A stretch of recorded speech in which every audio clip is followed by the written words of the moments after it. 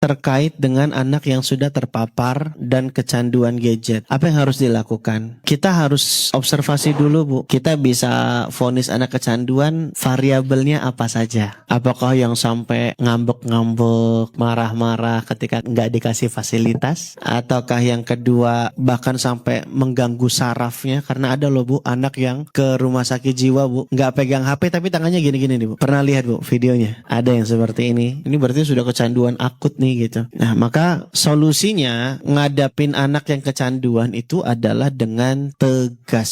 Dengan apa, Bapak Ibu? Tegas. Dan dari kata tegas itu kan terdiri dari 4 huruf sebelumnya, yaitu huruf T, E, G, A. Jadi dibalik tegas itu harus tega.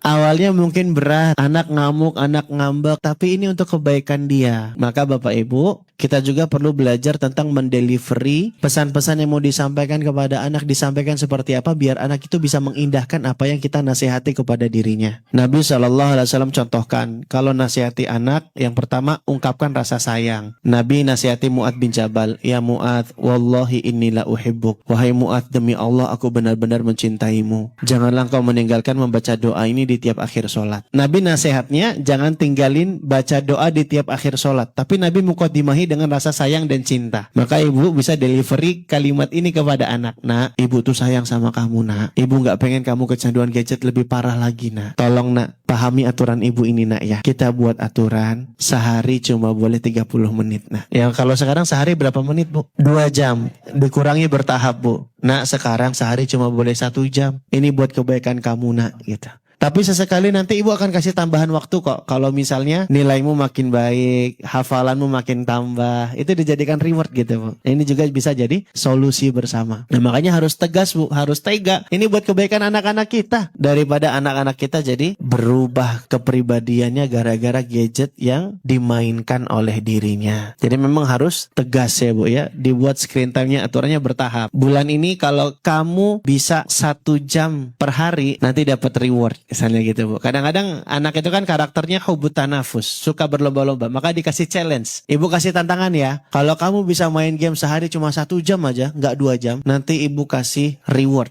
1 bintang. Nanti kalau bintangnya 10 boleh tukar mainan yang kamu suka misalnya gitu. Boleh gitu, Bu. Nah, jadi membentuk perilakunya dengan cara seperti itu. Jadi memang harus tegas. Karena aspek pengasuhan itu 2, Bapak Ibu. Yang pertama itu ketegasan, yang kedua kehangatan. Ini 2 aspek penting dalam membentuk pola asuh. Kalau pengasuhan cuma tegas doang, banyak aturan, banyak hukuman, tapi nggak ada kehangatan, ini namanya pola asuh represif, otoriter. Ada juga pengasuhan yang dominan kehangatan, dikit-dikit dimanjain, difasilitasi, tapi nggak ada aturan, nggak ada ketegasan. Ini namanya pola asuh permisif. Yang ideal gimana? Menggabungkan antara ketegasan dengan kehangatan. Ibu tetap hangat, ibu tetap kasih alternatif opsi permainan yang lain. Nggak game online, tapi kamu mau beli mainan apa, ibu beliin, misalnya gitu. Jadi anak juga nggak dibiarin bengong gitu aja. Kita juga kasih opsi-opsi bermain lainnya. Aktivitas-aktivitas fisik misalnya, dan seterusnya. Gitu ya, Bu, ya?